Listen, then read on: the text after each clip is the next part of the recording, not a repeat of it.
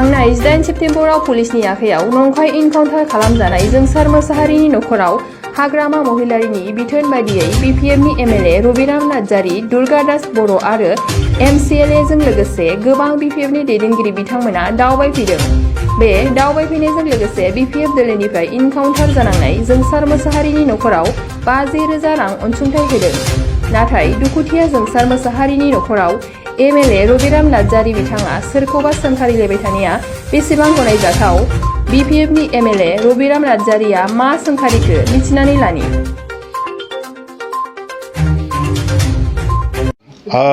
जों दिनैहाय हाग्रामा महिलारी बिथांनि बिथोन मथे बिपिएफ हान्जानि एमएलए आरो एमसिएलएफ्रा ज' जानानै जोंसार बसुमतारीनि बे दुखुथिया नखराव नुजाफैनानै दुखुथिया नखरनि बिसि फिसा बिमा बिफाजों जोङो दान्दिसे जोंनि दुखु मोननायखौ फोरमायफैनायजों लोगोसे बिथांमोननो गोसोआव बोलो होनो थाखाय आरो बे अयनाय भाबै गावथारनाय पुलिसनि बे मुगैथाव हाबाफारिखौ बोरैहाय होबथानो हायो बेनि थाखाय जोङो जयैनो हेफाजाब होनो गसंफैदों। आरो जोङो दिनै नखराव फैनानै बे ओनसोलनि आइ आफा रायजो राजाफोरजों बयजोंबो जोङो सावरायलायनायनि गेजेरजों जों मिथिदों जे बिथाङा सासे एखेबारे निर्दोषि मानसि, बेखौ जोङो 0.01%बो बाहाय सन्देह गैया जे निर्दोषि मानसि पुलिसा हमनानै लांखानाय।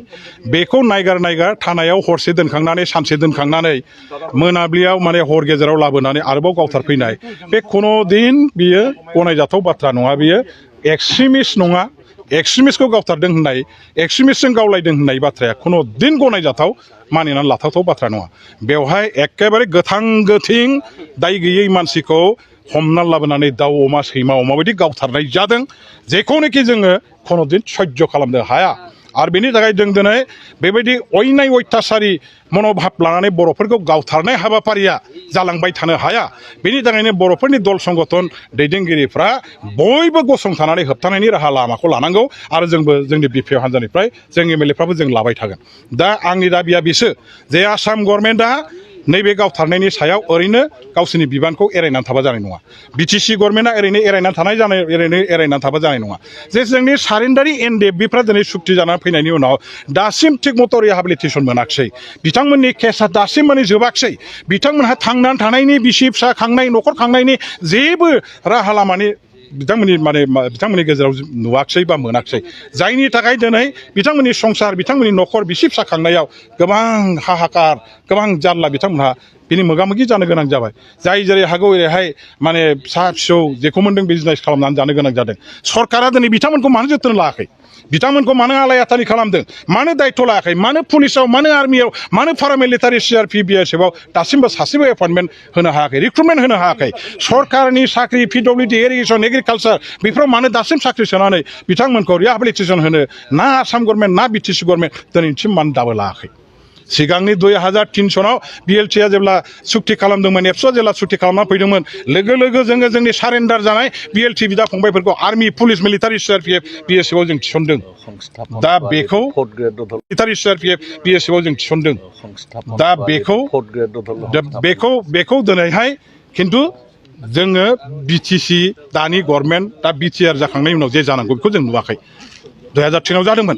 4 ग्रेडनि साख्रियावब्लाबो थिसननांगौ। 1 लाख साख्रि दं, जों इमिडिएटली रिलीज करक।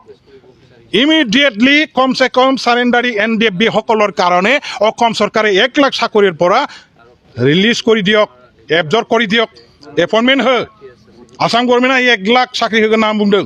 बिटिसिनि बाहागोआ बेसेबां दं? बिटिसि गभर्नमेन्टनि आखायाव बे 1 लाखआव बेसेबां मोनगोन बिटिसि गभर्नमेन्टआ? बे जोंनि सारेन्डारि एनडिएफबि बिदा फंबायफोरखौ 3rd ग्रेड 4th ग्रेडआव जा दङ, जाय क्वालिटि दं, क्वालिफिकेसन दं, बे मथे एपइन्टमेन्ट होनायनि बेबस्थाखौ मानो खालामनो हायाखै? बिटिसिआ 3rd ग्रेड 4th ग्रेडनि सायाव गावनो एपइन्टमेन्ट होनो हानाय क्षमता दङ। आसाम गभर्नमेन्टनि पारमिसननि दरखार गैया, आसाम गभर्नमेन्टजों सावरायनांगौनि दरखार गैया। बिटिसि गभर्नमेन्टआ गावनो 3rd ग्रेड 4th ग्रेडआव साख्रि होनो हायो। मानो दिनैसिम होआखै? मानो नेग्लेक्ट खालामनानै थादों? बिथांमोनहा दिनै माबोरै थांनानै थागोन? जों नेताफ्रा, जों दैदेनगिरिफ्रा जेरै गोसोरै थांनानै दं।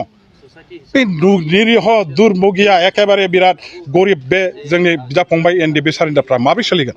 बेखौ खालामनो हायैया दिनैनि बिटिसि गभर्नमेन्टनि शासन खालामनायाव बिथांमोनहा फेलें जानायखौनो बुजायो होनना आं सानो। आरो बिथांमोनहा जेबो दायथ' लायाखै। केस उइथड्र जायाखै दाबो। बे थिग नङा बेबायदि जानो नाङा बेखायनो आं खावलायगोन जे थाबैनो जोंनि सारेन्डारि एनडिएफबि बिदा फंबायफोरखौ सरकारि साख्रियाव बिटिसि गभर्नमेन्टआ आसाम गभर्नमेन्टखौ नेयालासे गावनि बाहागोआ जेसेबां दं बेखौ बिना लानानै एपइन्टमेन्टखौ होनांगौ आरो बेजों रिहाबिलिटेसननि बेबस्था खालामनांगौ आरो बे जोंसारनि न'खरा दिनैहाय एकदम जेबो गैया थानो गैया थाबैनो बिटिसि गभर्नमेन्टआ गंसे आरसिसि न' लुना होफैनांगौ बिथांनो फायखाना लुना होफैनांगौ आरसिसि न' लुना होफैनांगौ बे न'खराव आं बेखौ खावलायबाय